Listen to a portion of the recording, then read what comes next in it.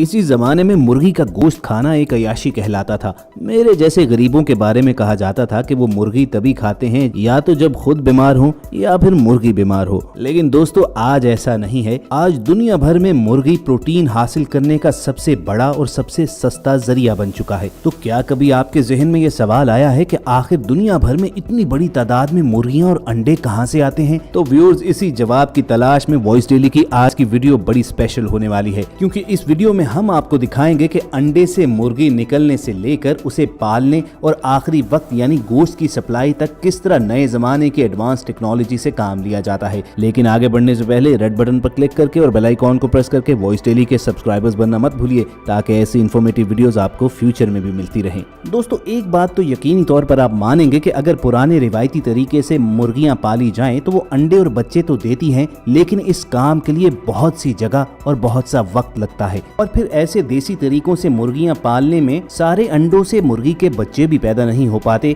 जिसकी वजह से बहुत से अंडे खराब भी होते हैं। तो दुनिया की तेजी से बढ़ती हुई आबादी की ग़िज़ाई ज़रूरियात पूरी कैसे की जाएं, इसके लिए निहायत जरूरी था कि पोल्ट्री इंडस्ट्री को भी मॉडर्न फॉर्म में शेप किया जाए। तो दोस्तों तैयार हो जाइए, क्योंकि आज की वीडियो में मैं आपको पोल्ट्री फार्मिंग में इस्तेमाल होने वाली ऐसी मॉडर्न मशीन्स दिखाऊंगा कि हैरत से आपकी आंखें फटी रह जाएंगी। ये मशीनें आप जिंदगी में पहली बार देखोगे, जो मुर्गी के अंडों से मुर्गी का बच्चा तेजी से बाहर निकाल देती हैं और अंडा भी खराब नहीं होने देती। इस मॉडर्न पोल्ट्री फार्मिंग में सबसे पहला स्टेप मुर्गी के अंडे कलेक्ट करना होता है। अगर तो ये अंडे वाइल्ड रेंज में पलने वाली मुर्गियों के हैं तो उसके लिए हाथों से इन अंडों को इकट्ठा करना पड़ता है, और इस मकसद के लिए कई एकड़ पर फैले हुए पोल्ट्री फार्म्स में चलकर इन एग्स को बास्केट्स में इकट्ठा किया जाता है। लेकिन अगर ये मुर्गियां क्लोज शेड में पाली गई हैं तो फिर मशीन्स भी इस्तेमाल की जाती हैं। मुर्गियों के इन लाखों अंडों को इकट्ठा करने के बाद स्पेशल डिजाइन की गई व्हीकल्स के जरिए इन्हें इंक्यूबेटर फैक्ट्री में लाया जाता है। अब अगर इंक्यूबेटर का मतलब जानना चाहें तो आसान अल्फाज में यूं समझ लीजिए कि मुर्गी के अंडे से मुर्गी का बच्चा निकालने वाली मशीन। यहाँ इस इंक्यूबेटर फैक्ट्री में सबसे पहले तो इन लाखों अंडों को एक कन्वेयर बेल्ट पर प्लेस किया जाता है और एक स्कैनर मशीन में से गुजारा जाता है। इस स्कैनर मशीन का काम खराब अंडों और अच्छे अंडों का पता लगाना होता है। इस स्कैनर मशीन के जरिए स्क्रीन पर नीले डॉट का निशान आता है, जो ये बताता है कि ये अंडा खराब है। फिर ये ऑटोमेटिक मशीन खुद ही अच्छे अंडों को अलग करके दूसरी कन्वेयर बेल्ट पर डाल देती है और खराब अंडों को अलग कर देती है। उसके बाद तमाम परफेक्ट एग्स को ऑटोमेटिक एडवांस मशीन एक प्लास्टिक की टोकरी में भरती जाती है। रहा ये सवाल कि खराब अंडों का क्या किया जाता है, तो वही जो आप अपने घर में करते हैं, यानी उनको जाया कर दिया जाता है। ये ऑटोमेटिक एग पैकिंग मशीन इतनी परफेक्शन के साथ टोकरी में अंडे भरती है कि एक भी अंडा टूटना तो रहा, एक तरफ अंडे के ऊपर क्रैक भी नहीं पड़ता। प्लास्टिक की जिस बास्केट में अंडों को प्लेस किया जाता है वो चारों तरफ से खुली होती है ताकि वहां से हवा गुजर सके। फिर इन सब प्लास्टिक की ट्रेस को एक दूसरे के ऊपर रख दिया जाता है। 10-10 ट्रेस का एक रैक बनाया जाता है और इन 10 ट्रेस के हर रैक के लिए इंक्यूबेटर चैम्बर में एक सेक्शन डेडिकेटेड होता है। यहाँ इंक्यूबेटर चैम्बर के मसनूई माहौल में इन अंडों ने 21 दिन तक पड़े रहना होता है। इस चैम्बर में 37 डिग्री सेल्सियस टेम्परेचर को बरकरार रखा जाता है। ये अप्रोक्सीमेटली वही टेम्परेचर होता है जो अंडों को मुर्गी के परों के नीचे मिलता है। ठीक 21 दिन के बाद हर अंडे से मुर्गी का बच्चा अंडे का खोल तोड़कर खुद ही बाहर निकल आता है। फिर इन तमाम ट्रेस को एक एक करके कन्वेयर बेल्ट पर रखकर आगे भेज दिया जाता है। पोल्ट्री फार्मिंग का अगला कदम इन ट्रेज में से मुर्गी के बच्चों को उठाना होता है। फिर इन तमाम मुर्गियों के बच्चों को अलग भेज दिया जाता है, जहां पर इनमें से मेल और फीमेल चूजों की पहचान की जाती है। नर और मादा चूजों की छांटी के बाद अगला कदम सब मुर्गी के बच्चों को हिफाजती वैक्सीनेशन लगाना होता है, और ये प्रोसेस आपको अपनी स्क्रीन पर नजर भी आ रहा होगा। लेकिन दोस्तों मॉडर्न पोल्ट्री फार्मिंग में सब कुछ बेहतरीन नहीं है,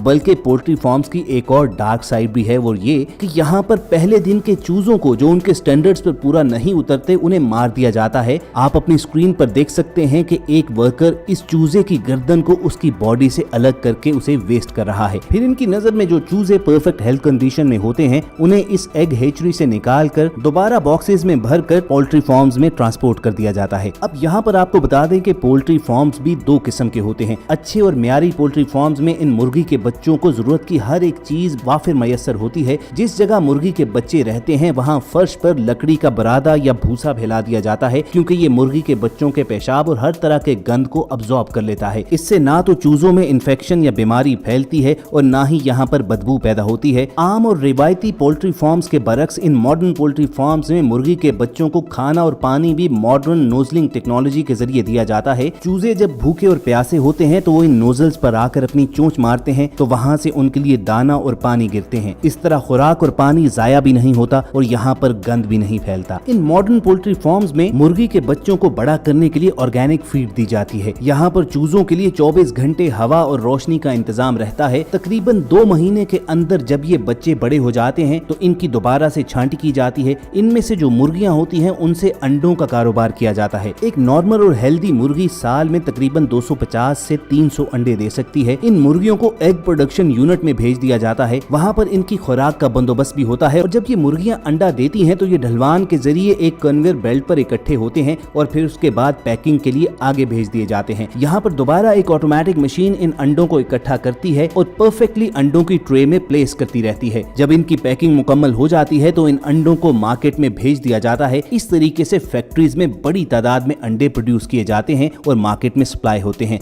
दूसरी जानिब पोल्ट्री फार्म्स में जो मुर्गे होते हैं उनको 2 महीने के बाद बड़े होने पर मीट फैक्ट्री में ले जाया जाता है। इन मुर्गों को भी मीट फैक्ट्री में एक कन्वेयर बेल्ट पर प्लेस कर दिया जाता है। यहाँ पर कुछ वर्कर्स इन मुर्गों को उठाकर एक हैंगर के साथ लटकाते जाते हैं। ये हैंगर्स इन मुर्गों को आगे ले जाते हैं जहाँ बारी बारी इन मुर्गों को तेजदार आले ज़िबा करते जाते हैं और उसके बाद इन सभी मुर्गों को पानी के टब में डालकर ठंडा कर लिया जाता है। इस तरीके से इनके पर उतारने में आसानी होती है। इस ऑटोमेटिक यूनिट में अगला स्टेप इन मुर्गों को 2 ऐसे ब्रशेस के दरमियान में से गुजारना होता है जो इन मुर्गों के पर उतार फेंकता है। अब इस पूरे प्लेन मुर्गे को फिर से वॉश किया जाता है और उसके बाद चिकन की गर्दन को काट कर अलग कर लिया जाता है। उसके बाद इस चिकन के पैरों को काट लिया जाता है और मुर्गे के अंदर कई सारी आलाइशों को बाहर निकाल लिया जाता है। चिकन के अंदर से सारी गंदगी को निकालने के बाद इन मुर्गों को दोबारा से उबलते पानी से वॉश दिया जाता है और यूं चिकन बिल्कुल साफ हो जाता है। और जब तसल्ली कर ली जाती है कि इस चिकन से तमाम किस्म के जरासीम और बैक्टीरिया खत्म हो चुके हैं